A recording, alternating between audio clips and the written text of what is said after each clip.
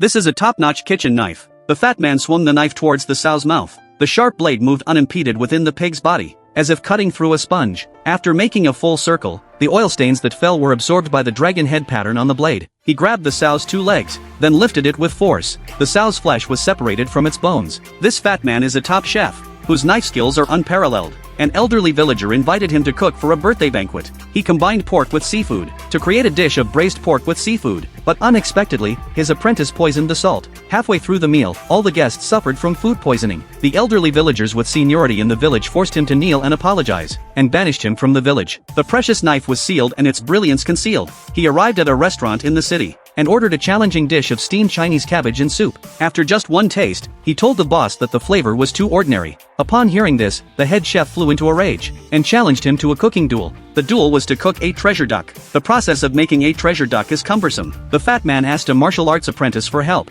After completing the dish, the boss asked his sister to be the judge. His sister tasted the dish made by the head chef and praised it repeatedly, but she was somewhat disappointed when she saw the dish made by the fat man, as there was no trace of steam coming out. Yet when she reached out, she got burned. Subsequently, the duck's skin burst, releasing an irresistible aroma. It turned out to be a long-lost cooking method. The entire cooking process did not require a knife at all. Instead, the force of the arms was used to crush the duck bones, making the duck meat even more delicious and tender. After completion, a layer of sugar was quickly brushed on, to encapsulate the temperature and aroma of the duck meat. His sister picked up a piece of duck meat, and was instantly conquered by its sweet flavor. The head chef tasted it and immediately conceded. To express his gratitude, the fat man decided to take the man as his apprentice, but the arrogant man was unwilling to accept. He wanted to compete with the fat man in knife skills. The man chose a pufferfish for his ingredient. Although pufferfish are poisonous and covered with spines, the man easily crafted a beautiful plate of top-notch sashimi. The fat man scooped up a sea bream, directly sliced off the meat on its belly, and then cut it into thin slices as delicate as cicada wings, creating a serving of sashimi. What was more surprising was that the sea bream was still jumping lively in the water at that moment.